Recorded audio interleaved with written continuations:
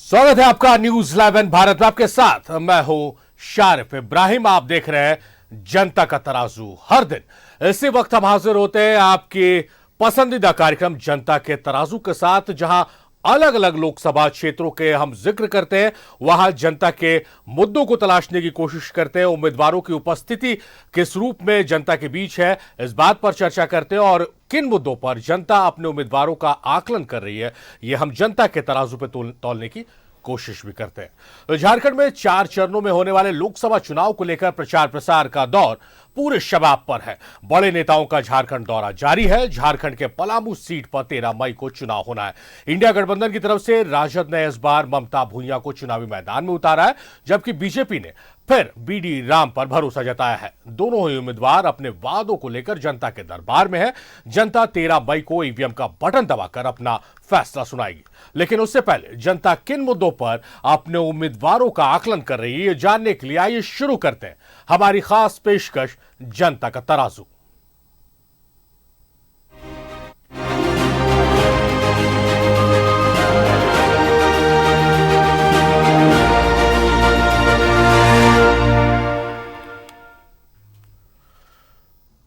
तो जनता के तराजू में सबसे पहले बात करेंगे एनडीए उम्मीदवार बीजेपी उम्मीदवार बीडी राम के राजनीतिक सफर की।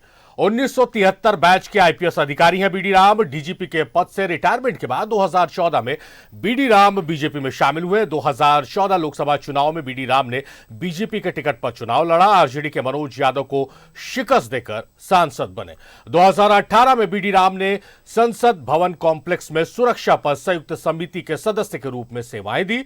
2019 में बीडी राम ने फिर बीजेपी के टिकट पर पलामू लोकसभा सीट से चुनाव लड़ा और जीत भी हासिल की।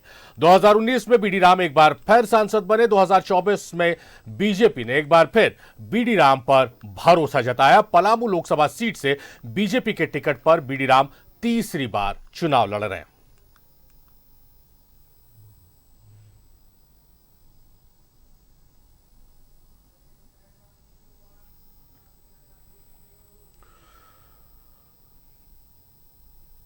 अब चुनावी मैदान में बीडी राम के सामने ताल ठोक रही हैं राजद की ममता भूंइया। उनके राजनीतिक सफर पर एक नजर डालते हैं। ममता भूंइया का जन्म पलामू के सिंगरा में हुआ है। पलामू से ही पूरी उन्होंने पढ़ाई अपनी की है, स्नातक तक की पढ़ाई की है। पूर्व मंत्री दुलाल भूंइया के छोटे भाई की पत्नी है ममता भूंइया। बलदेव भूंइया की पत्नी है। लोकसभा चुनाव से पहले ममता भूंइया ने थामा आरजेडी का दामन। 17 मार्च 2024 को आरजेडी में शामिल हुई थी। कमल छोड़ थामा आरजेडी का लालटेन।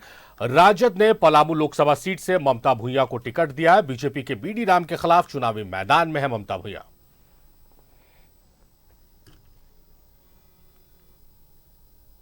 तो जनता के तराजू में आज बात हो रही है पलामू लोकसभा सीट की। उम्मीदवारों से आपका परिचय हमने करा दिया है। अब परिचय कराने का वक्त है हमारे खास मेहमानों से।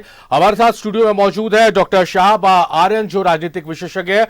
डॉक्टर साहब, स्वागत है आपका न्यूज 11 भारत के स्टूडियो में। हमारे साथ कुंदन तिवारी है, जो राजनीतिक एक्सपर्ट है। कुंदन जी, आपका भी बहुत स्वागत है न्यूज 11 भारत के इस कार्यक्रम में। डॉक्टर शाहब आलम आर्यन से शुरुआत करते हैं। शाहब साहब, जिस तरह से पलामू सीट की अगर बात करें, एक तरफ तीसरी बार बीजेपी ने भरोसा जताया बीडी राम पर, प्रशासनिक अधिकारी रहे, डीजीपी से रिटायर हुए हैं। दूसरी तरफ ममता भूंइया, जिनका बहुत लंबा चौड़ा राजनीतिक इतिहास नहीं रहा है, राजनीतिक सफर नहीं रहा, लेकिन चुनाव से पहले बीजेपी छोड़ राजद में शामिल हुई है। किस रूप में पलामू संसदीय सीट पर आप इस दंगल को देखते हैं, चुनावी दंगल को? देखिए, बीडी राम जी का अपना एक बहुत ही लंबा प्रशासनिक अनुभव रहा है और 2 टर्म्स वो सांसद भी रहे हैं। और उससे भी बड़ी बात यह है कि आजकल की राजनीति उम्मीदवार पर नहीं बल्कि चुनाव चिन्ह पर आधारित हो गई है। राष्ट्रीय स्तर पर आज की राजनीति जो है, जनता या मतदाताओं का एक बड़ा वर्ग ऐसा है जो कि उम्मीदवार को नहीं देखता, वो पार्टी के सिंबल के आधार पर मतदान करता है।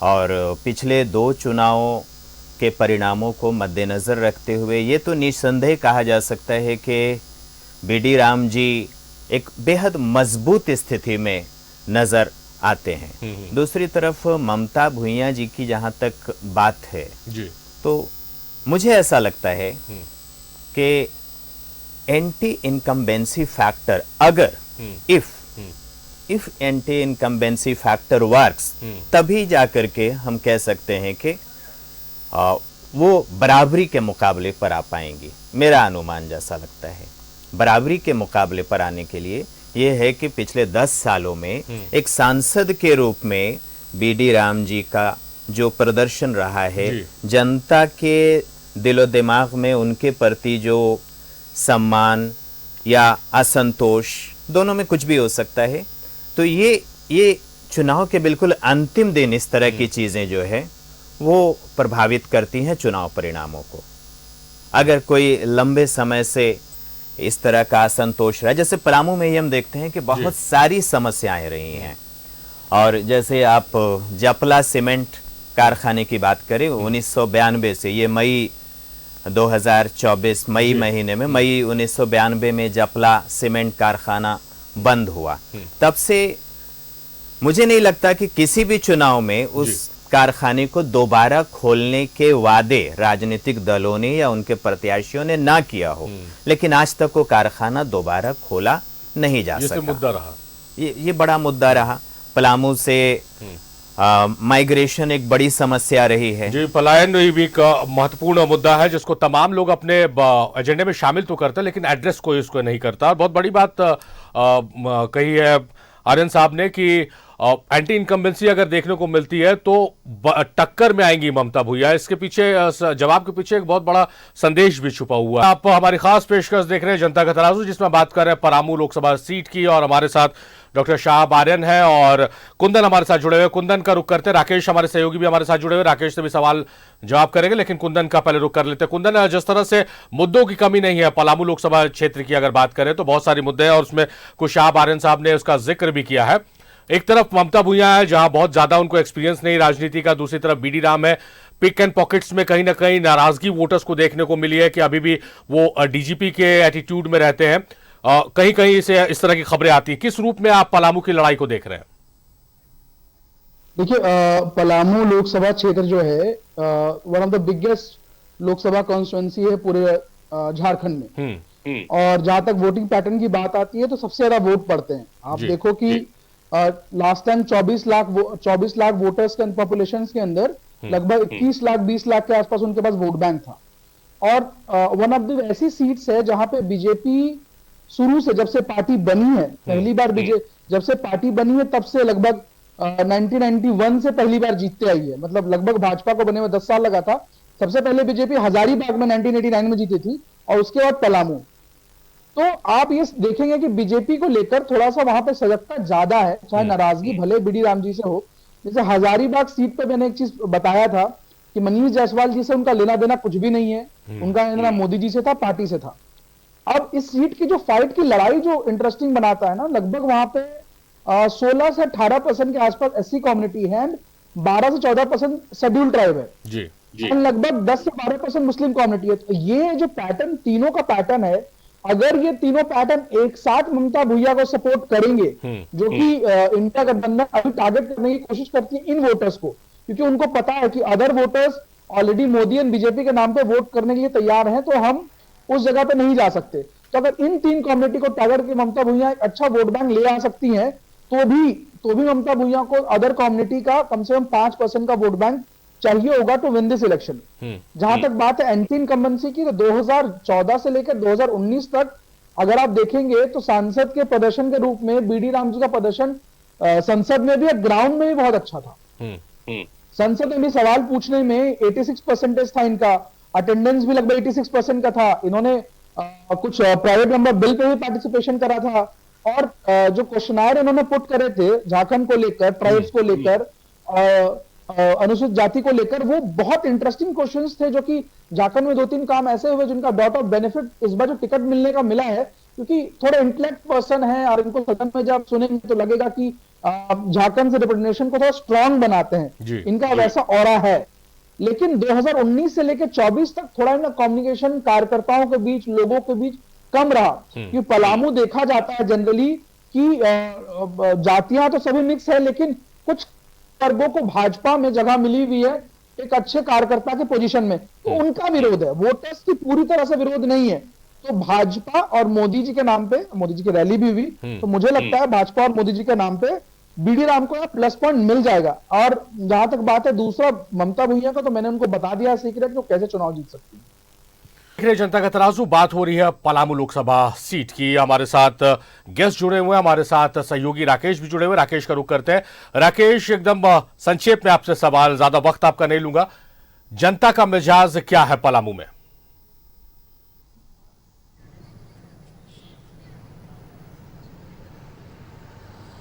आप बिल्कुल देखिए, अभी जो वोटर्स हैं वो कहीं ना कहीं साइलेंट है, बहुत खुलकर अपनी बात नहीं रख रहे हैं। और यही पलामू का अपना मिजाज भी रहा है, वोटर बहुत खुलकर चीज़ों को नहीं रखते हैं।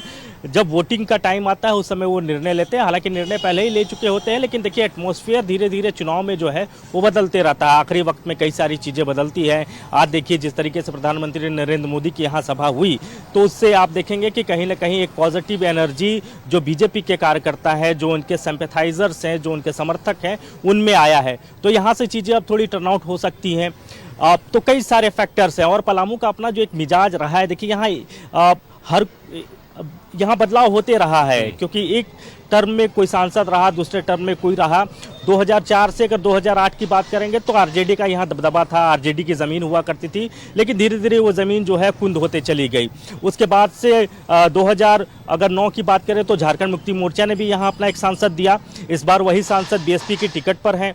तो ये बदलाव होता रहा है, लेकिन 2014 से 2019 यानी 2 टर्म लगातार बीडी राम हैं और तीसरी दफ़ा हैट्रिक की उम्मीद लगाए बैठे हैं। और आज जिस तरीके से प्रधानमंत्री ने उनका पीठ थपथपाया है, तो उससे कहीं ना कहीं बीडी राम के अंदर में भी एक एनर्जी मिली है। और ये भी सही है कि 10 सालों का जो कामकाज रहा उनका, उसको लेकर एक एंटी इनकम्बेंसी को भी देखा जा रहा है। अगर उसका फ़ायदा ममता भुइया उठा पाती है तो हो सकता है कि ये जो लड़ाई है सियासी तौर पर, ये थोड़े मुकाबले में आ जाए। लेकिन फिलहाल वैसी स्थिति नज़र नहीं आ रही है। आरजेडी ने भी अपने प्रत्याशी को एक तरीके से अलग थलग कर रखा है। किसी बड़े नेताओं का कार्यक्रम फिलहाल नहीं तय हुआ है। लेकिन अब जो जानकारी निकल कर आ रही है शारिफ, कि 8 तारीख को हुसैनाबाद और छतरपुर में तेजस्वी यादव की सभा होनी है, तो उम्मीद करनी चाहिए कि तेजस्वी यादव की सभा से शायद थोड़ा सा जो चीज़ें हैं वो ममता भुइया के पक्ष में हो। जनता का तराजू देख रहे हैं आप। बात हो रही है पलामू लोकसभा सीट की और हमारे साथ बहुत खास मेहमान जुड़े हुए हैं। डॉक्टर शाहाब आर्यन जुड़े हुए हैं स्टूडियो से और हमारे साथ कुंदन तिवारी भी जुड़े हुए हैं जो पॉलिटिकल एक्सपर्ट है। शाहाब आर्यन का रुख करते हैं। शाहाब, जिस तरह से मुद्दे हैं, मुद्दों की हम बात कर रहे थे, दूसरी तरफ मजबूती की बात करेंगे। किस तरह से मजबूती के साथ एनडीए चुनाव प्रचार प्रसार में जुटी हुई है? प्रधानमंत्री का दौरा हो गया, लेकिन इंडिया गठबंधन की तरफ से बड़े नेताओं का अभी आगमन झारखंड शुरू नहीं हुआ। किस रूप में आप देखते हैं लॉस और विन के हिसाब में इसको? देखिए, एक बात तो स्पष्ट है कि आज के समय में देश में ब्रांड मोदी से बड़ा कोई ब्रांड नहीं है। ये हर कोई भी पॉलिटिकल एक्सपर्ट, जिसे भी राजनीति की थोड़ी भी जानकारी है, वो इस बात को जरूर स्वीकार करेंगे कि ब्रांड मोदी अपने आप में सबसे पावरफुल चीज है। और बीडी राम जी के पक्ष में सबसे बड़ी बात ये जाती है, ठीक है जी। पिछले कुछ महीनों में राष्ट्रीय स्तर पर घटनाएं थोड़ी कुछ परिस्थितियां बदली हैं, कुछ ऐसे मुद्दे, कुछ ऐसे नैरेटिव्स बनाने की कोशिशें हुई हैं। लेकिन विपक्ष या इंडिया गठबंधन की जहां तक बात करें तो इंडिया गठबंधन अपने आप में खुद ही बिखरा हुआ महसूस होता है, दिखता भी है। और अगर कोई नैरेटिव बदलने की कोशिशें भी हुई है इंडिया गठबंधन की तरफ से, तो वो बहुत मजबूती से उस पर वो काम नहीं कर पाए हैं। और दूसरी तरफ भारतीय जनता पार्टी एक कैडर बेस्ड पार्टी रही है शुरू से ही। ब्रांड मोदी अपने इसकी सबसे बड़ी शक्ति है। और पिछले 10 सालों के जो इसके क्रियाकलाप हैं, जो इसके फैसले हैं, बहुत सारे फैसले बहुत साहसिक रहे हैं, नो डाउट, बहुत साहसिक फैसले रहे हैं। और विरोध की परवाह ना करते हुए उन्होंने ये फैसले लिए बहुत सारे मुद्दों पर।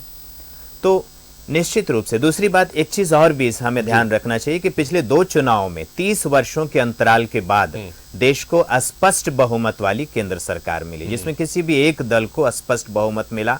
इसने राजनीतिक स्थिरता भी लाई है और साथ ही साथ बहुत सारे साहसिक निर्णय भी हुए हैं। कोविशील्ड का मामला अभी देखिए सामने में, कोविशील्ड का एक नैरेटिव बनाने की कोशिश हो रही है और भी कई सारे मुद्दे हैं। लेकिन ये नैरेटिव्स बहुत टिकाऊ मुझे टिकाऊ नहीं है। पड़ती। जाहिर तौर पर जो बहुत प्रैक्टिकल बात आपने कही कि स्पष्ट बहुमत की सरकार जब होगी तो मजबूत फैसले लेगी। जनता का तराजू देख रहे हैं आप। जनता का तराजू में हम बात करें पलामू लोकसभा सीट की। हमारे साथ मेहमान जुड़े हुए हैं, कुंदन का रुख करते हैं। कुंदन, जो फेवरेट सेगमेंट है, क्योंकि इस प्रोग्राम के मास्टर साहब आप हैं, अंक आप देते हैं, तो पूरे लबोलुबाब को देखते हुए क्या मार्किंग रहेगी आपकी? अभी मैंने ना जो ग्राउंड पे जर्नलिस्ट हैं उन साहब को मैंने सुना तो उन्होंने कहा कि आरजेडी का वहां दबदबा रहा है, तो ये बात बिल्कुल सच है। आरजेडी का दबदबा जिस समय था वहां पे बिहार में भी आरजेडी की 35 सीटें आती थी, और अब जो आरजेडी की हालत है अब बिहार में भी कि एक सीट जहां से वो बेसिकली आरजेडी का मेन सृजन है, वहां से एक सीट भी आरजेडी नहीं ला पाई थी पिछले लोकसभा चुनाव में। इस बार कोशिश रहेगी कि एक दो सीटें दिख रही हैं जो आ सकती हैं, लेकिन वही कनेक्टिविटी अगर ये ढूंढने की कोशिश करेंगे कि लालू यादव और तेजस्वी यादव को जो स्पार्क है, खास स्पार्क तो लालू यादव जी का है, वो स्पार्क आके अगर हुसैनाबाद में कुछ कर सकती है तो कर सकती है, बाकी विधानसभा में उतना फर्क नहीं पड़ना है। जहां तक मार्जिनल रेशियो की बात है तो 17 अंक, देखिए पॉइंट क्या है ना, पिछले चुनाव का जो मार्जिन रेशियो था इतना बड़ा था कि आप उस पे अगर बहुत कम मार्जिन भी करने की कोशिश करेंगे, नाराजगी भी करेंगे, और भाजपा और आरएसएस इस पे माहिर है कि जो नाराज है या तो उसको बाहर करो या उसको मैनेज करो, इस पे हमेशा भाजपा अच्छे से खेलना जानती है। तो मार्किंग में 16-17 अंक दूंगा और 20 अंक दूंगा आपको, क्योंकि अभी तक जो सर्वे के सेक्शंस भी है और जो जातीय समीकरण भी है, और ममता भैया को लगातार जो टारगेट वोट बैंक है उनका अग्रेसिव वोट करना बहुत जरूरी है। अगर पोलिंग परसेंटेज 65 अबव रहती है तो चांसेस है कि ममता भैया कुछ ले सकती है। अगर उससे नीचे गई पोलिंग परसेंटेज तो यहां से आराम से बीडी राम निकल जाएंगे। तो 17 नंबर ममता भैया जी के लिए, 16-17 और 20 अंक बीडी राम।